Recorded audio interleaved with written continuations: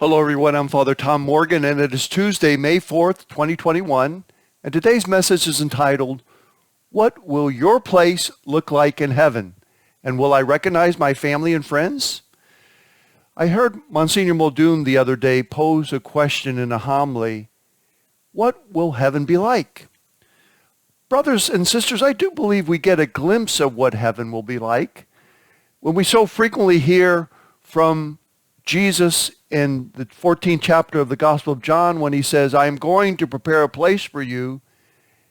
If you could imagine what that place would look like, what would you say? For me, at least, it would look exactly like the cottage that I live in here at St. Jerome.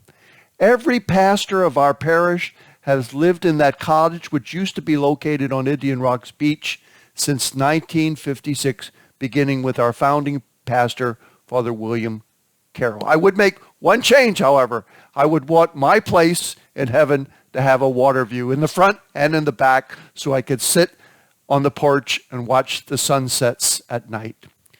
As much as I think that it would be a paradise for me to be in this wonderful little cottage in heaven, if that was the place that the Lord, I don't need a mansion, if that was the place the Lord was prepared for me. From the beginning, humanity has always been about union with God and others. I wouldn't want to live in the cottage by myself, because being in heaven is all about being with God. And we see that from the very beginning of God's relationship with humanity. What do we hear about in Genesis? Adam and Eve are walking with God in the Garden of Eden. God has no hesitation in his holy words of talking of himself in connection with us. We hear in Exodus 3:6, the God of Abraham, the God of Isaac, and the God of Jacob. And when Jesus is transfigured in Mark 9, verse 4, then Elijah appeared to them along with Moses, and they were conversing with Jesus. What will heaven be like? Well, I think we're getting a glimpse there, both in God's relationship with Adam and Eve and all those people whom so often appear in the words of Scripture in connection with God.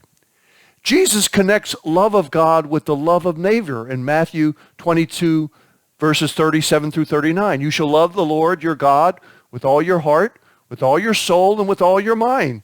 This is the greatest and the first commandment. The second is like it. You shall love your neighbor as yourself. And certainly we cannot forget what John taught in 1 John 4:20.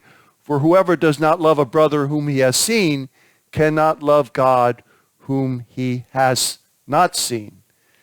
The prayers of the church at a funeral say this: there is sadness in parting, but we take comfort in the hope that one day we shall see our loved one again, enjoy their friendship. That's what we believe. So, will heaven include those we love so much? And we would absolutely say yes. What will heaven look like? We are already walking on the streets of heaven when we do our human best to love God and others. Heaven, friends, begins now. Mark 5:36, fear is useless. What is needed is trust. I'm pulling for you. We're all in this together. We'll see you tomorrow, friends, on Wednesday. God bless.